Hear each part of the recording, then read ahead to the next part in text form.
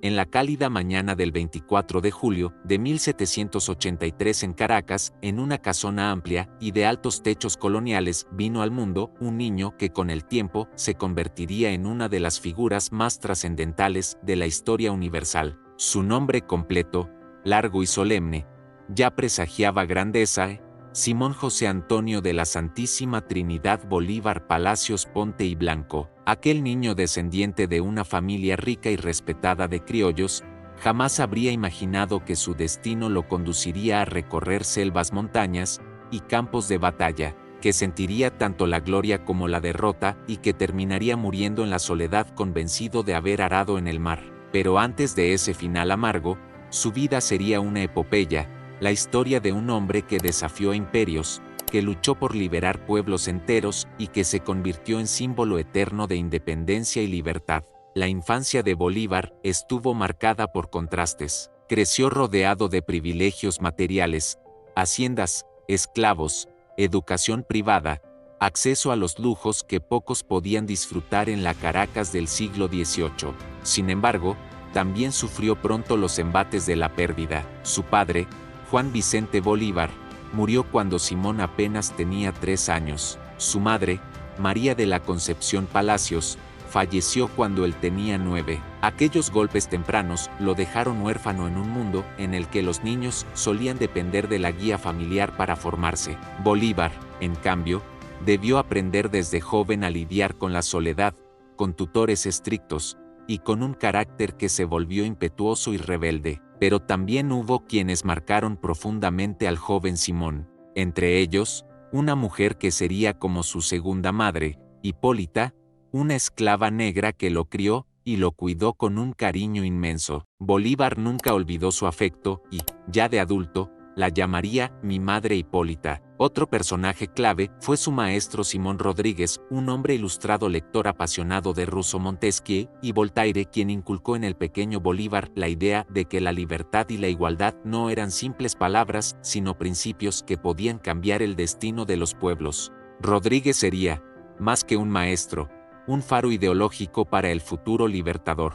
A los 15 años, Bolívar viajó a España para continuar su educación. Allí conoció la vida de la corte, la etiqueta y los lujos de la nobleza. En Madrid se enamoró de María Teresa Rodríguez del Toro, una joven de familia aristocrática con la que contrajo matrimonio en 1802. La pareja viajó a Caracas, pero la felicidad duró poco.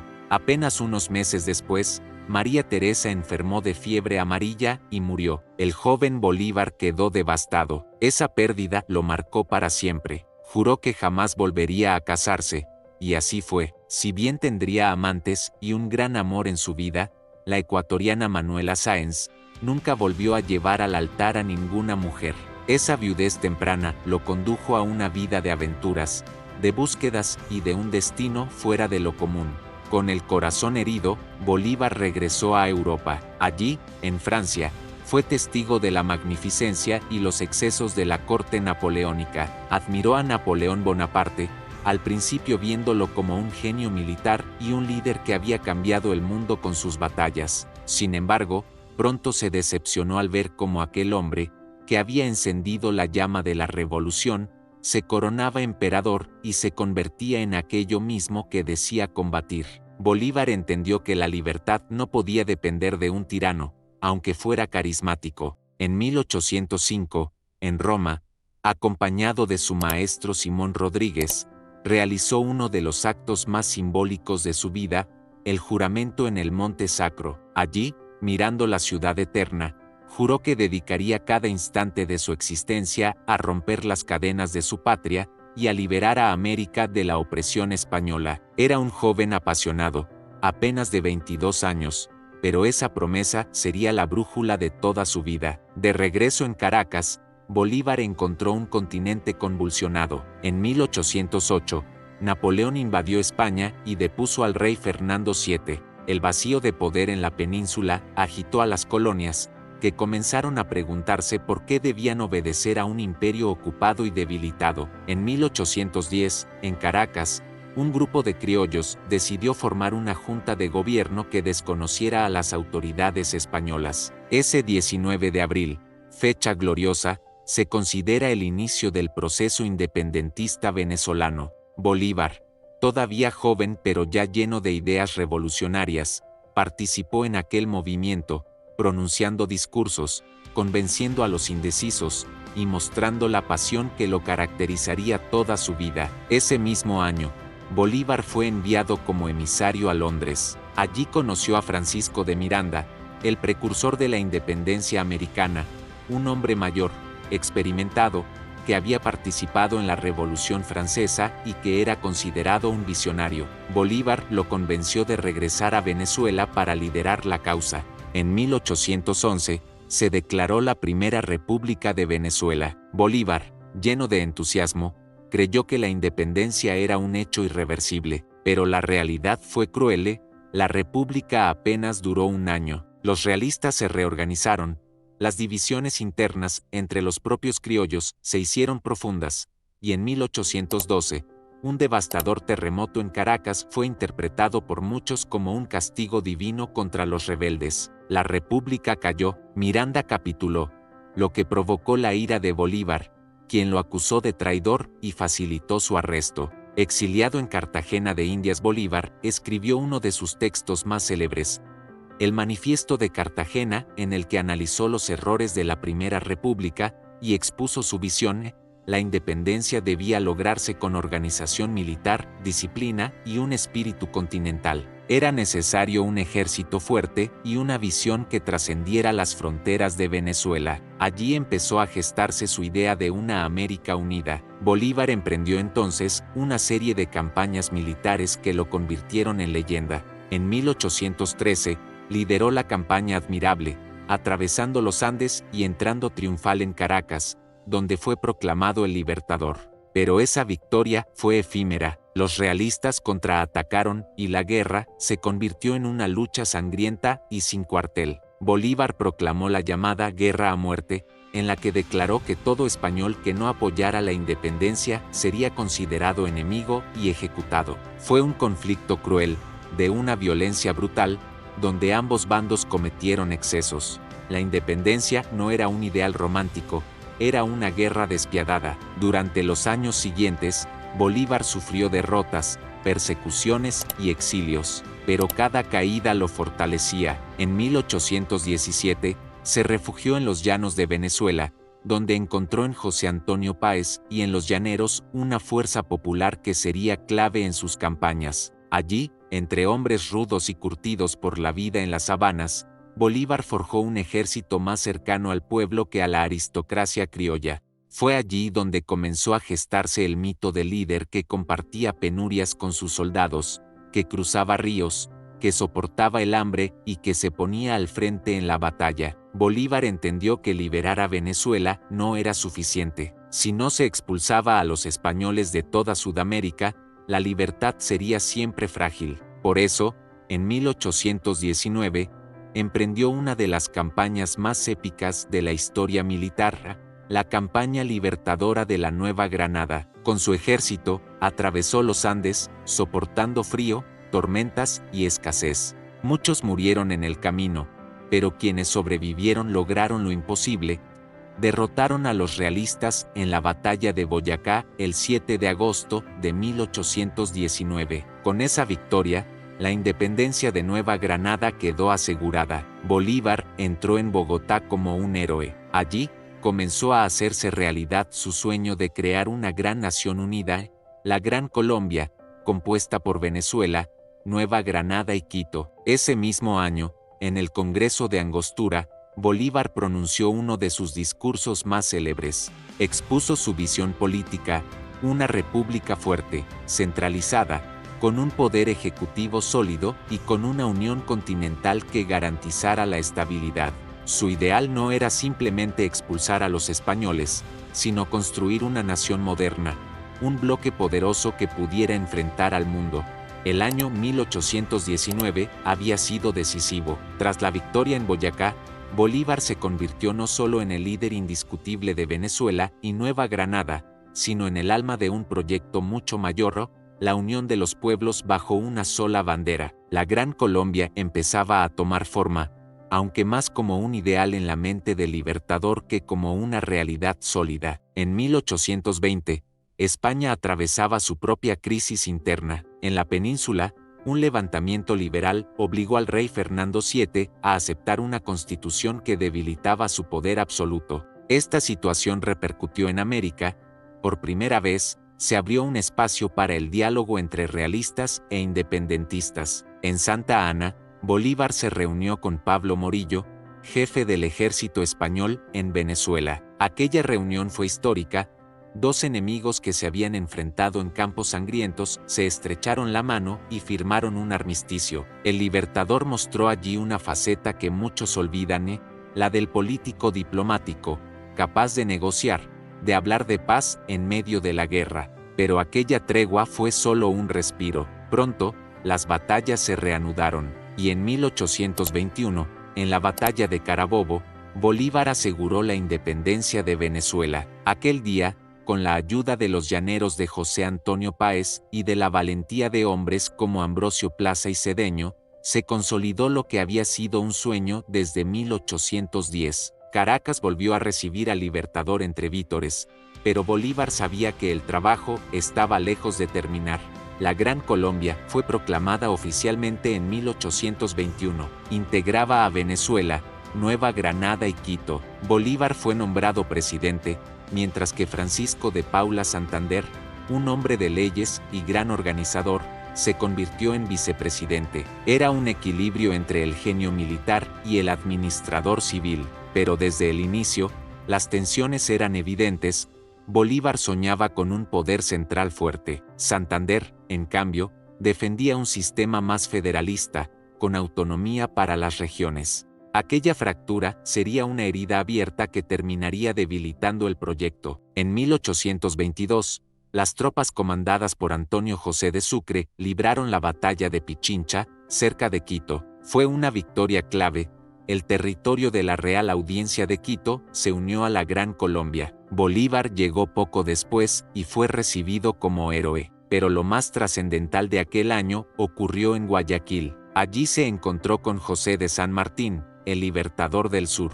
San Martín había liberado Argentina, Chile y gran parte del Perú, pero su poder militar y su influencia política eran menores que los de Bolívar. El encuentro entre ambos fue cordial, pero también tenso. San Martín defendía una monarquía constitucional para América. Bolívar, una república fuerte y unida. Al final, San Martín se retiró discretamente y dejó en manos de Bolívar la tarea de liberar Perú. Así comenzó la campaña más ardua y decisiva de Bolívar, la liberación del Perú. Este territorio era el bastión más fuerte de España en Sudamérica, donde se concentraban sus ejércitos más disciplinados y donde aún había lealtad hacia la corona. Bolívar comprendió que para expulsar definitivamente a los españoles, debía vencer allí. En 1824, tras duros meses de marchas, enfermedades y combates, Bolívar dirigió a sus tropas en la batalla de Junín, que terminó en victoria.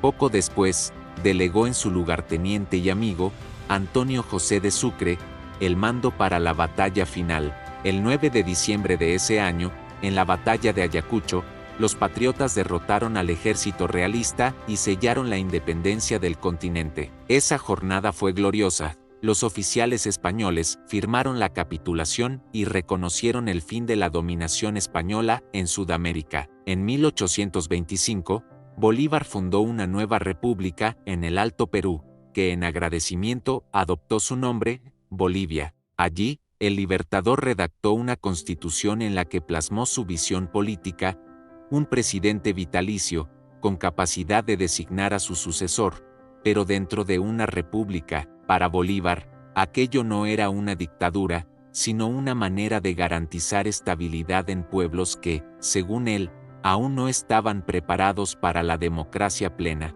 Pero para muchos, esa propuesta sonaba autoritaria y generó críticas. El libertador, en ese momento, estaba en la cima de su gloria. Había derrotado al imperio más poderoso de su tiempo en América, había fundado repúblicas, había cumplido su juramento en el Monte Sacro, era venerado como un semidios en muchas ciudades. Pero la realidad política comenzaba a ser amarga. La Gran Colombia, ese sueño de unidad, empezaba a mostrar sus grietas. Las élites venezolanas no querían subordinarse a Bogotá. Los colombianos desconfiaban del poder militar de Bolívar. En Quito, muchos se sentían olvidados. Y en Perú, aunque había sido proclamado dictador para garantizar la estabilidad, pronto fue acusado de querer perpetuarse en el poder.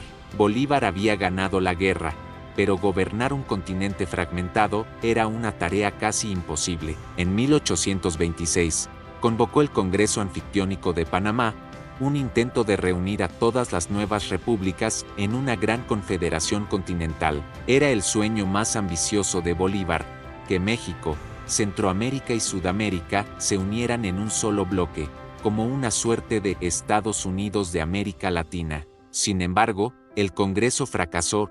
Las rivalidades internas, la desconfianza y la influencia de potencias extranjeras, como Inglaterra y Estados Unidos, impidieron que se concretara. Fue un golpe doloroso para Bolívar, que veía como su sueño de unidad se resquebrajaba. Mientras tanto, su relación con Francisco de Paula Santander se deterioraba. El vicepresidente representaba a los sectores más legalistas y civiles, mientras que Bolívar se apoyaba en el ejército. En 1828, en Bogotá, Bolívar asumió poderes dictatoriales, argumentando que la república estaba en peligro. Esa decisión aumentó las tensiones. La noche del 25 de septiembre de ese año, ocurrió la conspiración septembrina.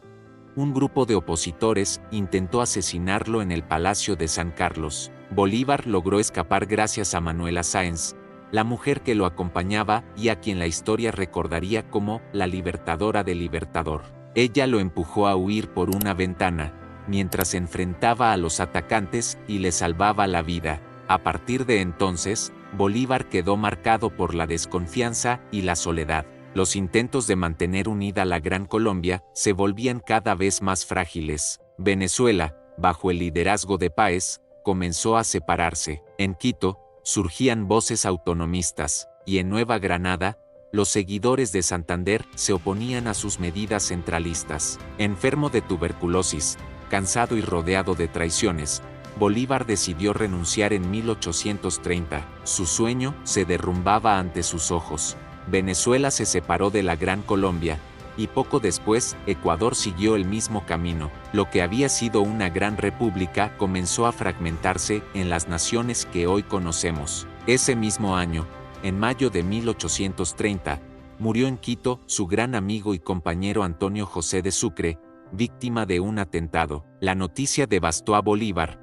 Había perdido no solo a su lugarteniente más fiel, sino también al hombre en quien confiaba la continuidad de su proyecto. En sus últimos meses, Bolívar se dirigió hacia la costa caribeña, buscando partir hacia Europa, quizá hacia un exilio donde pudiera terminar sus días en paz. Pero nunca alcanzó ese viaje. Se estableció en la quinta de San Pedro Alejandrino, en Santa Marta, Colombia. Allí, enfermo, débil, sin dinero y con apenas unos pocos amigos leales a su lado, escribió sus últimas cartas. El hombre que había sido dueño de ejércitos, que había dictado leyes, que había sido recibido como héroe en capitales de América, ahora moría casi abandonado. El 17 de diciembre de 1830, a los 47 años, Simón Bolívar exhaló su último aliento. Sus últimas palabras, según la tradición, fueron de desencanto: si mi muerte contribuye a que cesen los partidos y se consolide la unión, yo bajaré tranquilo al sepulcro. Poco antes había dicho que creía haber arado en el mar, describiendo con amarga lucidez la frustración de su proyecto inconcluso. Detrás del estratega militar, del político visionario y del libertador que comandaba ejércitos, había un hombre de carne y hueso, con debilidades, con deseos y con un corazón marcado tanto por la pasión como por la soledad. La vida íntima de Simón Bolívar fue tan intensa como sus campañas, aunque también tan contradictoria. El primer y único gran matrimonio de Bolívar fue con María Teresa Rodríguez del Toro, aquella joven española a quien conoció en Madrid. Su boda en 1802 fue un acontecimiento elegante, propio de la alta sociedad criolla. Sin embargo, la tragedia golpeó pronto. Al regresar a Caracas, ella enfermó de fiebre amarilla y murió. Bolívar quedó devastado. A sus 19 años, se sintió arrancado de la felicidad familiar que tanto había anhelado tras una infancia de orfandad. Esa herida jamás sanó del todo. A partir de entonces, nunca volvió a casarse. La viudez temprana lo empujó hacia una vida errante, entregada a la guerra y a la política, como si el destino le hubiese arrebatado la posibilidad de una vida tranquila para empujarlo hacia la historia. Sin embargo, Bolívar no fue un hombre ajeno a los amores. Tuvo múltiples romances a lo largo de su vida, algunos fugaces, otros duraderos. Se decía que poseía un carisma irresistible, una mezcla de gallardía, inteligencia y magnetismo que atraía a las mujeres de todas las clases sociales. Amó y fue amado, aunque siempre con la sombra de aquel primer amor perdido. Entre todas sus pasiones, una se elevó por encima del resto: Manuela Sáenz, la ecuatoriana que entró en su vida en 1822, cuando Bolívar ya era un héroe consagrado tras las campañas de Quito y Guayaquil. Manuela era distinta a todas, valiente, inteligente, apasionada y profundamente comprometida con la causa de la independencia. Se conocieron en un baile en Quito, y desde entonces su unión fue inseparable. Ella lo llamaba mi libertador, y él la llamaba mi querida loca. Manuela no fue solo su amante, fue su confidente, su apoyo político, su compañera en las dificultades. El amor de Bolívar y Manuela rompía los moldes de la época. Ella no era una mujer dispuesta a permanecer en las sombras, participaba en reuniones, opinaba de política y se arriesgaba en el campo de batalla. En la conspiración septembrina de 1828, cuando un grupo de conspiradores intentó asesinar a Bolívar en Bogotá, fue ella quien lo convenció de escapar por una ventana y se interpuso frente a los atacantes. Gracias a su valentía, Bolívar sobrevivió. Desde entonces, se la conoce como la libertadora del Libertador. Sin embargo, tras la muerte de Bolívar, Manuela fue desterrada y murió en la pobreza, olvidada por los gobiernos, pero en la memoria de la historia quedó como el gran amor del héroe. Más allá de sus pasiones, Bolívar siempre mantuvo una visión peculiar sobre el matrimonio y la familia. Decía que el matrimonio era una esclavitud más, y que él estaba casado con la libertad de América. Esa frase resumía bien su destino. Bolívar vivió para liberar naciones, no para construir un hogar propio. Su familia fue el ejército, sus hijos fueron las repúblicas que ayudó a fundar. En cuanto a su carácter, quienes lo conocieron lo describían como un hombre de espíritu fogoso, capaz de pasar de la dulzura a la ira en cuestión de minutos. Era generoso con sus amigos, pero implacable con sus enemigos. Su pasión por la gloria lo empujaba a arriesgarse siempre un poco más, a cruzar montañas imposibles, a lanzarse a batallas donde todo parecía perdido. Tenía un magnetismo natural. Sus soldados lo seguían no solo por obediencia, sino por admiración. Era un líder que compartía las penurias con sus hombres, que dormía en el suelo de las campañas, que se mojaba bajo la lluvia, que montaba a caballo al frente de las cargas. Esa cercanía lo convirtió en mito viviente. En Europa, Bolívar fue observado con atención. Inglaterra veía en él un aliado potencial. Londres deseaba el debilitamiento de España y el acceso al comercio con las nuevas repúblicas.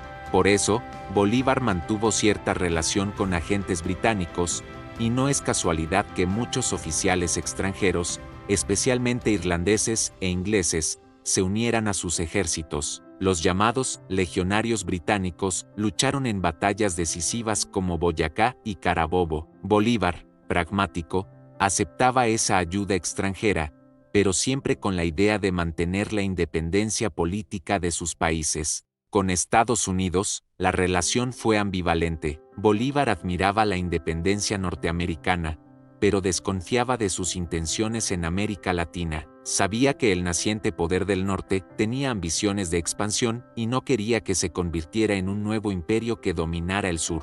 Por eso, insistía en la necesidad de una unión continental que pudiera equilibrar fuerzas frente a potencias como Estados Unidos e Inglaterra. En el terreno militar, su figura creció hasta adquirir tintes legendarios. Sus campañas fueron comparadas con las de Aníbal y Alejandro Magno. La travesía de los Andes en 1819, bajo lluvias heladas, con soldados exhaustos y caballos muriendo en la nieve, se convirtió en símbolo de resistencia. Muchos cronistas narraron cómo Bolívar, en medio de la tempestad, cabalgaba erguido, animando a sus hombres con palabras que infundían vida. Cuando parecía que el ejército iba a sucumbir, él levantaba el ánimo, recordándoles que no marchaban solo por Venezuela o por Colombia, sino por toda América. Esa capacidad de transformar el sufrimiento en esperanza era su mayor arma. Pero al mismo tiempo, Bolívar fue víctima de intrigas, calumnias y traiciones.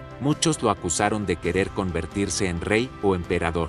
Lo llamaban dictador, lo tildaban de ambicioso. En su propio ejército, algunos oficiales lo envidiaban y conspiraban a sus espaldas. El asesinato de Sucre en 1830 fue, probablemente, el golpe más doloroso que recibió. No solo perdía a su más fiel compañero, sino que entendía que incluso sus propios seguidores eran capaces de apuñalarse entre sí por el poder. Cuando Bolívar murió en Santa Marta, pobre y abandonado, el contraste con su vida anterior era brutal. Aquel hombre que había sido recibido con desfiles y coronas de laurel, expiraba en una hacienda aislada, sin riquezas, sin poder, casi sin patria. Sus últimas cartas destilan amargura. En una de ellas escribió: «He arado en el mar, y sembrado en el viento». Con esas palabras, confesaba que todo lo que había construido parecía desvanecerse entre disputas, ambiciones y divisiones. Y sin embargo, la historia no lo dejó morir. Tras su muerte, comenzó la construcción del mito de El Libertador.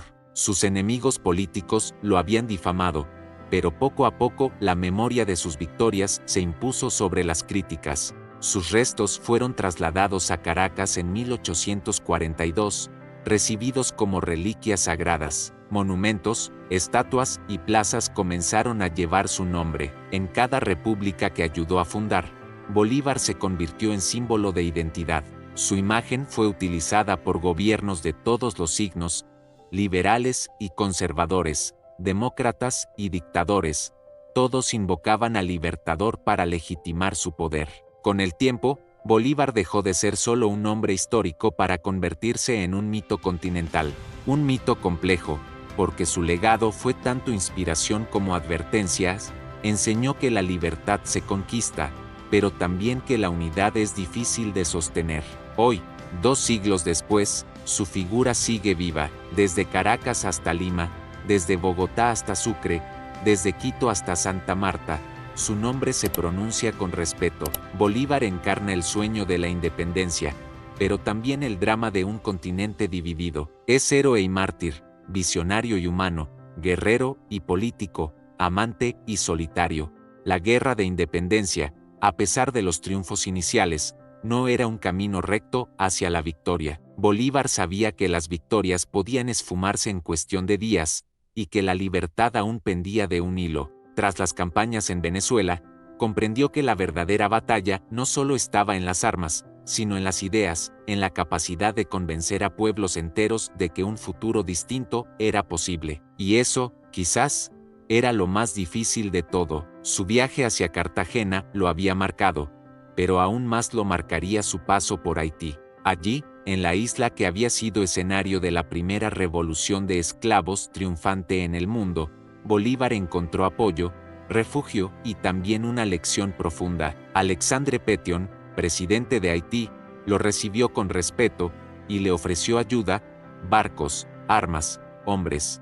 Pero esa ayuda no era gratuita, llevaba consigo una condición moral que Bolívar jamás olvidaría: debía comprometerse a abolir la esclavitud en los territorios que liberara. Esa promesa transformó su causa en algo más que una guerra de independencia, se convirtió en una guerra por la dignidad humana. La escena es casi cinematográfica. Imagina a Bolívar, de pie frente al mar Caribe, hablando con Pétion, entendiendo que la libertad no podía ser parcial. No podía haber independencia política sin libertad social, y esa convicción acompañaría sus discursos, sus proclamas y, poco a poco, moldearía el ideario de América Latina. pero la realidad seguía siendo cruel. En cada campaña, en cada batalla, la muerte acechaba. Sus soldados eran en su mayoría campesinos pobres, mulatos, indígenas, que muchas veces no tenían ni botas ni uniformes, y aún así, seguían adelante, alimentados solo por la esperanza de un futuro mejor y la figura magnética del libertador. Bolívar no siempre los conducía con victorias, pero siempre los conducía con pasión. Dormía en el mismo suelo que ellos, compartía la escasez, y esa cercanía forjaba un vínculo indestructible. Uno de los momentos más épicos de su vida fue sin duda la campaña admirable, aquella que emprendió en 1813, recorriendo cientos de kilómetros desde Nueva Granada hasta Venezuela. El nombre lo dice todo. Fue admirable porque, con un ejército reducido, logró avanzar sin detenerse, liberar ciudades, ganar el corazón de los pueblos. Fue también la campaña que lo consagró con un título que marcaría la historia, el Libertador. Sin embargo, cada avance era seguido por una sombra, la violencia de la guerra. Bolívar proclamó la llamada guerra a muerte, un decreto terrible que establecía que los españoles que no se sumaran a la causa independentista serían considerados enemigos absolutos. No había clemencia. Aquello, aunque cruel, respondía a la brutalidad de los realistas, que no dudaban en masacrar pueblos enteros leales a la independencia. Era una guerra sin misericordia, donde cada bando justificaba la violencia con la necesidad de sobrevivir. El Libertador era ya una figura continental. Su nombre comenzaba a sonar no solo en América, sino en Europa. En Londres, en París, en Madrid, se hablaba de ese hombre que estaba logrando lo que parecía imposible, desafiar al imperio más poderoso del mundo. Pero junto a la gloria también crecía la intriga. Muchos en su propio bando lo miraban con desconfianza, temiendo que ese poder que iba acumulando pudiera convertirlo en un dictador. Bolívar lo sabía, y esa sospecha lo acompañaría hasta el final de su vida. La historia de Bolívar no es solo la de un guerrero, es también la de un soñador que imaginaba algo más grande, una América unida, sin fronteras internas, capaz de enfrentar a las potencias extranjeras como un bloque. Su proyecto de la Gran Colombia, que abarcaba lo que hoy son Venezuela, Colombia, Ecuador y Panamá, era la cristalización de esa visión. Más tarde, también soñaría con integrar a Perú y Bolivia, pero si algo aprendió, es que los sueños más grandes suelen despertar las envidias más profundas. Mientras tanto, las batallas seguían. Boyacá, Carabobo, Junín, Ayacucho, nombres que aún resuenan en los libros de historia, pero que en la vida real fueron jornadas de sangre, sudor y sacrificio. Bolívar estuvo presente en casi todas, no siempre como combatiente directo, pero sí como estratega y líder moral. En Boyacá, en 1819, selló la independencia de Nueva Granada. En Carabobo, en 1821, aseguró la de Venezuela. En Junín y Ayacucho, junto a Antonio José de Sucre, logró la independencia definitiva de Perú y con ello la caída del poder español en Sudamérica. Esas victorias no eran solo militares, eran victorias de la esperanza. Los pueblos lo recibían con fiestas, lo aclamaban como un héroe, lo llamaban libertador. Y, sin embargo, en su interior, Bolívar empezaba a sentir el peso del desencanto, porque mientras más territorios liberaba, más difícil era mantenerlos unidos. Cada provincia, cada región, quería imponer su propio interés. Los caudillos locales surgían como hongos tras la lluvia, buscando poder y autonomía, y Bolívar veía como su sueño de una América unida comenzaba a resquebrajarse incluso antes de consolidarse. Imagina al libertador, de pie, en la cima de una montaña tras una campaña triunfal. El viento sopla fuerte, su mirada recorre los valles liberados. Sabe que ha cambiado el destino del continente, que su nombre quedará grabado en la historia, pero en su corazón también late la certeza amarga de que la unión por la que lucha se escapa como agua entre los dedos. Su vida fue un torbellino de gloria y de tragedia. Fue amado y odiado, venerado como un semidios y criticado como un tirano. Se enfrentó a ejércitos poderosos y a traiciones aún más peligrosas. Tuvo amantes, amistades profundas y enemigos implacables. y a pesar de todo, siguió adelante, empujado por un fuego interior que jamás se apagó. Bolívar no solo liberó naciones, liberó ideas. Su pensamiento sobre la libertad, la unión y la justicia trascendió su tiempo, pero, como todo visionario, pagó el precio de adelantarse a su época. Los últimos años de Bolívar son un contraste brutal con sus años de gloria. Tras la campaña del Perú y la fundación de Bolivia en 1825 parecía que todo estaba a su favor. Había logrado un sueño que pocos hombres en la historia han acariciado: liberar vastos territorios de un imperio opresor y sentar las bases para nuevas naciones. Pero pronto, la realidad política y social se volvió insoportable. El ideal de una América unida empezaba a desmoronarse. En la Gran Colombia, ese proyecto que Bolívar veía como el corazón de la Unión Americana, comenzaron los conflictos internos. Venezuela, la tierra natal del Libertador, mostraba descontento con la centralización del poder en Bogotá. Nueva Granada, Colombia actual, tenía líderes que recelaban del mando de Bolívar y de sus cercanos. Quito, Ecuador, se encontraba en tensiones propias. Y en el Perú, donde aún tenía influencia los militares locales, lo veían como un extranjero entrometido. La ambición de algunos caudillos y las diferencias culturales entre regiones parecían más fuertes que los ideales de unidad. En medio de este panorama, Bolívar se aferraba a su visión. Él sabía que si América se fragmentaba, quedaría vulnerable a las potencias extranjeras, principalmente Inglaterra y Estados Unidos, que ya observaban el continente con ambiciones. Bolívar no quería que su obra terminara en pequeños países enfrentados entre sí. Su sueño era una gran federación continental que pudiera hacer frente al mundo. Sin embargo, sus esfuerzos encontraron más oposición que apoyo. En 1826 convocó el Congreso de Panamá, un intento de reunir a los países recién liberados para formar una Liga Americana. Fue un acontecimiento histórico y visionario.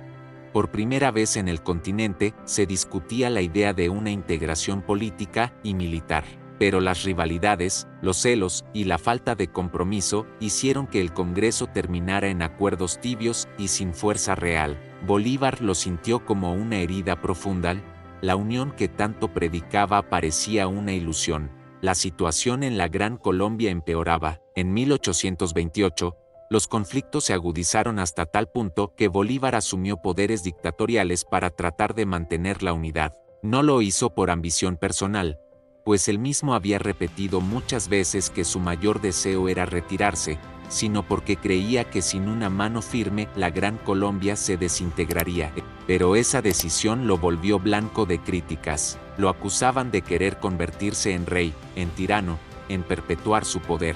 Incluso quienes lo habían acompañado en campañas militares comenzaron a conspirar contra él. La tensión llegó a un punto crítico el 25 de septiembre de 1828, en lo que la historia conoce como el atentado septembrino. Un grupo de opositores, entre ellos jóvenes intelectuales y políticos, intentaron asesinarlo en Bogotá. Bolívar se encontraba en el Palacio de San Carlos, acompañado de Manuela Sáenz, la mujer que había sido su compañera y confidente en los últimos años. Aquella noche, mientras los conspiradores irrumpían en el palacio, Manuela lo convenció de escapar por una ventana, salvándole la vida. Ella misma enfrentó a los atacantes y con gran valentía retrasó su avance. Desde entonces, Bolívar la llamó la Libertadora del Libertador. Este episodio dejó a Bolívar con una mezcla de gratitud hacia Manuela y de amarga desilusión hacia sus propios compatriotas. ¿Cómo era posible que después de tantos sacrificios quisieran matarlo? Aún así,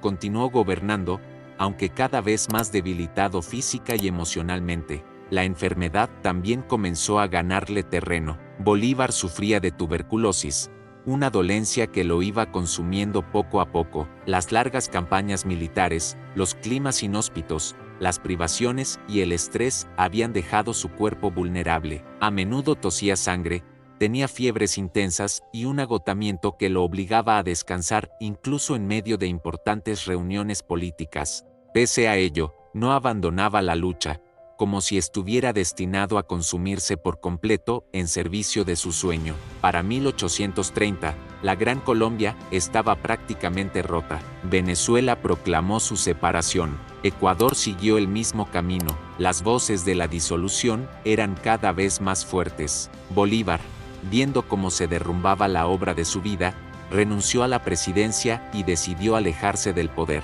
Sus palabras de despedida fueron tan célebres como amargas: he arado en el mar y he sembrado en el viento. Con esa metáfora, resumía la frustración de haber entregado todo para que, al final, sus ideales parecieran desvanecerse. Ese mismo año, emprendió un viaje hacia la costa del Caribe, con la intención de exiliarse en Europa, posiblemente en Inglaterra, donde esperaba encontrar reposo y anonimato. Sin embargo, su salud estaba muy deteriorada. Se instaló en Santa Marta, en la quinta de San Pedro Alejandrino, una hacienda que le ofreció refugio en sus últimos días. Allí, en medio de fiebres y tos sangrante, Bolívar pasó sus últimos meses. La imagen del libertador moribundo contrasta con la del joven brillante y audaz que había cruzado los Andes para derrotar imperios. Sus últimos días estuvieron marcados por reflexiones, cartas y recuerdos. Dictó su testamento político,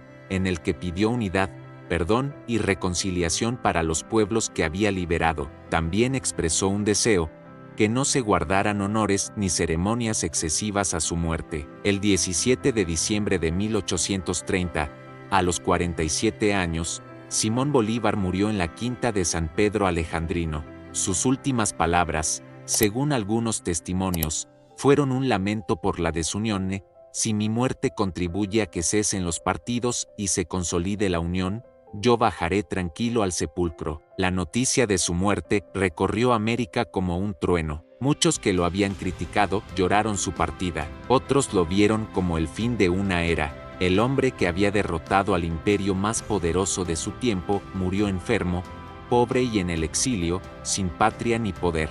Pero con el paso del tiempo, su figura creció hasta convertirse en mito, en símbolo inmortal de libertad y resistencia. Los restos de Bolívar fueron trasladados años después a Caracas, su ciudad natal, donde hoy reposan en el Panteón Nacional. Allí, cada generación de latinoamericanos lo recuerda no solo como un libertador, sino como un visionario que soñó con una América unida, aunque el destino no le permitió verlo cumplido.